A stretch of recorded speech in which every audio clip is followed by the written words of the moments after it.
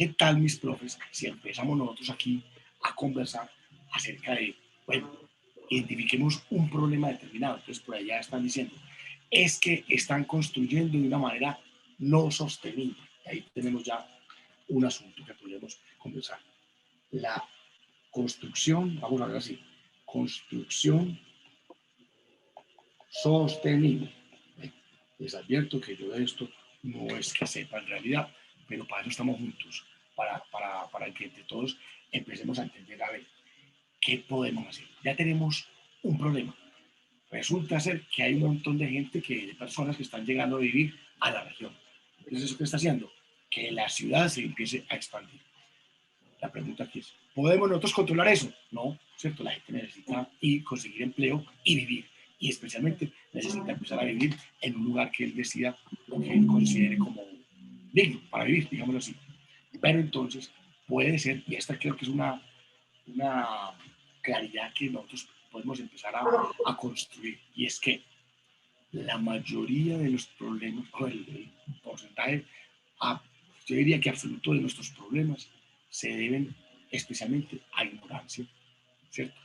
Muchas veces hacemos lo que hacemos por tradición, porque sí se ha hecho siempre, porque pues, es la forma como yo sé hacerla, y eso no quiere decir que porque lo haya hecho durante muchos años, ni a mí me la hayan enseñado así mis abuelos, mis maestros, y etcétera, quiere decir que esté bien hecha, ¿cierto?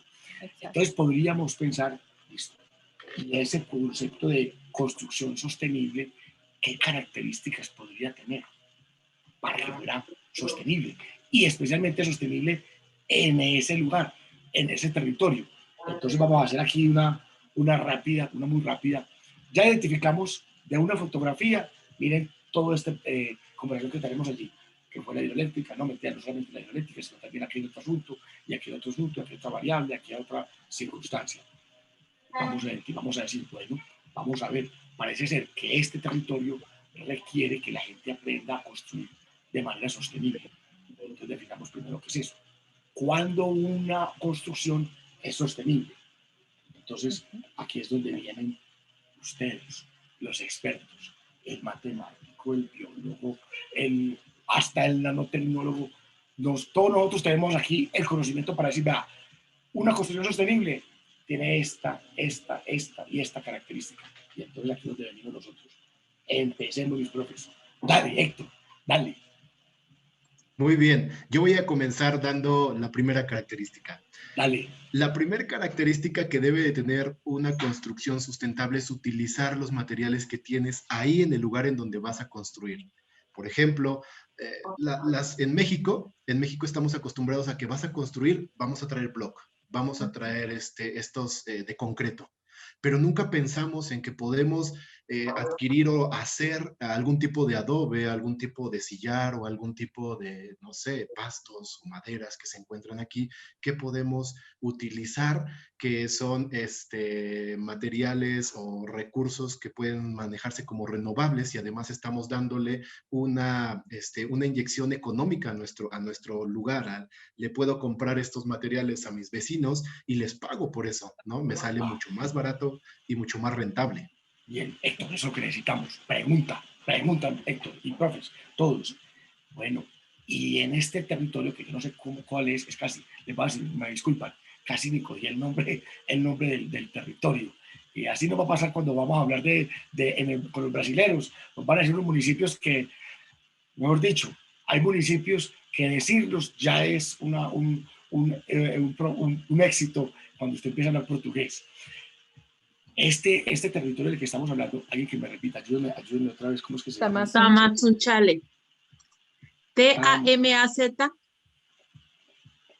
Tamas. Sí, Tamas. sí. Un chale. Perfecto. Todos batallan para decirlo. Entonces, un trabalenguas para los extranjeros. Sí, claro. Y aquí en Colombia, unas ciudades que yo sé que muy fácilmente no lo leen, es que, profes, eso hace parte de la lingüística propia y contextual. Hay ciudades en Chile que a los que no somos chilenos nos da dificultad, así sea español. Bueno, porque son vocablos muchas veces indígenas, es más difícil. Bueno, mis profes, la segunda pregunta que les voy a hacer. En este territorio, en Tamazunchale, ¿cuáles podrían ser materiales que nos ayudasen a construir efectivamente materiales sustentables? Tal cual tú lo dijiste, Héctor, materiales de esa región, está hablando de materias primas, inclusive no tiene El que ser de otate. construir.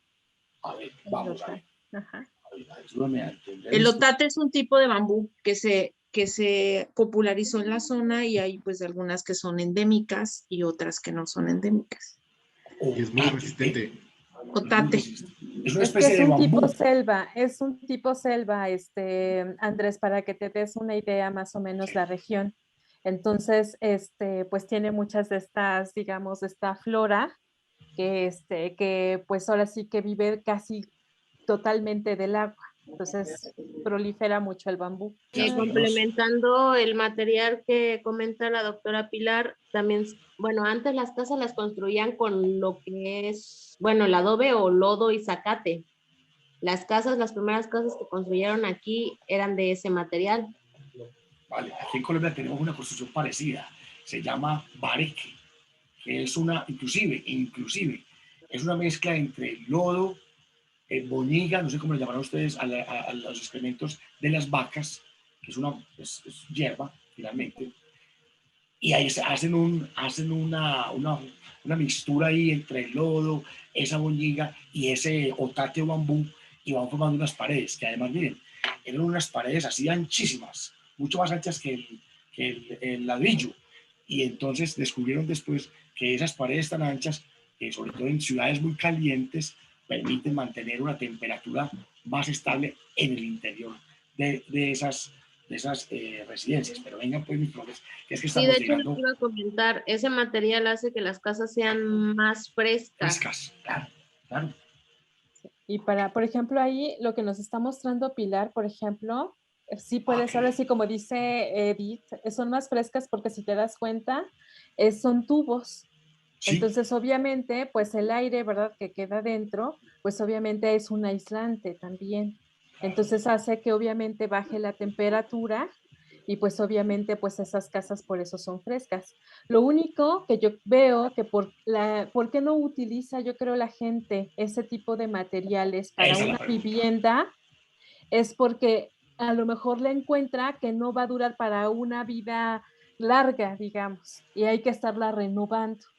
Entonces, lo que generalmente uno busca es de que en la primera construcción que tú hagas de una casa, pues automáticamente la ocupes para siempre.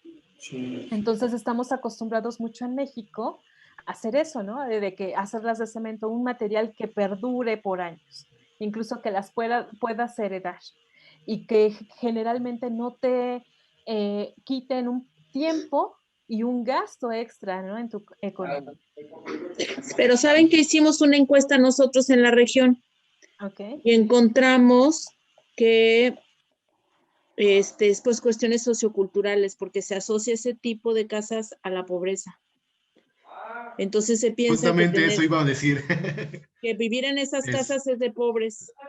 Entonces, Sí, miren, les platico otra cosa, perdón, Okay. les quiero mostrar otras cosas que estamos haciendo nosotros.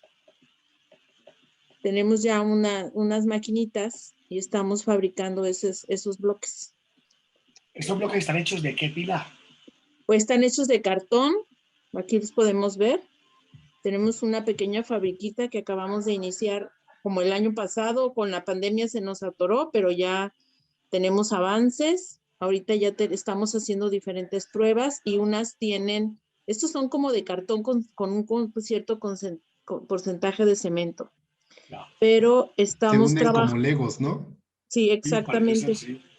Y otras estamos probando con basura de cualquier tipo a presión. A presión. ¿Y de qué tipo de basura, Pilar? Por ejemplo, plásticos. Plásticos de unicel, por ejemplo, los mezclamos con unos terpenos que son desechos de la naranja. O sea, obtenemos de los desechos de la naranja los terpenos y deshacemos el unicel, por ejemplo. Y ese es el aglutinante. Y así estamos haciendo unos. Otros Estamos haciéndolos, pues, estos de cartón con cemento, con cosas, y pues ya les tenemos algunas pruebas. Y queremos avanzar los hacemos a presión, otros con cierta temperatura. Estamos trabajando en ese proyecto como Ahora, mi pregunta es, por ejemplo, en la región hace mucho calor.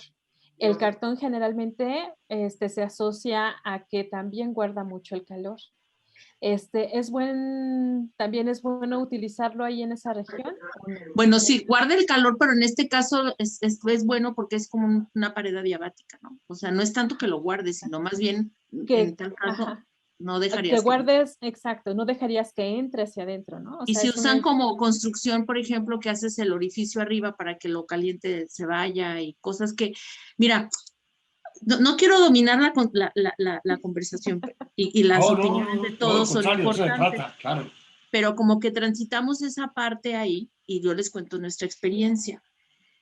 A mí me llamó mucho la atención que llegas a una zona y dicen, es que vive en una casa de palitos, o sea, de la construcción tradicional.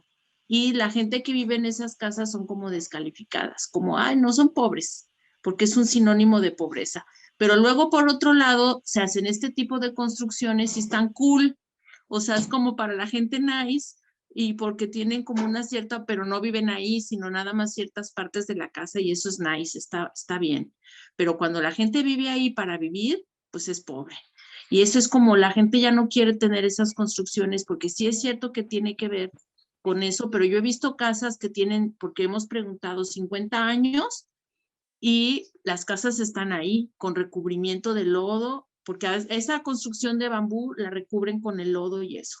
Entonces decimos, no, es que la gente de antes, o sea, ahora hacemos sistemas de captación de agua de lluvia, pero las casas ya la tenían desde hace muchos años. O sea, la gente acumulaba el agua de la lluvia con los techos inclinados y las guardaba. Y ahora estamos redescubriendo lo que la gente ya estaba haciendo antes y lo estaba haciendo bien, pero llegamos a imponer prácticas que no son correctas en las comunidades porque creemos que esa es la visión de los materiales que debe de prevalecer y entonces ahora estamos recuperando todas esas prácticas de construcción, esos materiales, esas formas de vida que en realidad eran sustentables y que además eran de alguna manera correctas, pero con la visión del capitalismo o de las clases sociales o de lo que tú veas a ver qué, pues han cambiado esas estructuras. Entonces, nosotros vamos y les preguntamos a las personas cómo construyeron sus casas, con qué las hicieron, pero no para robarle las ideas, sino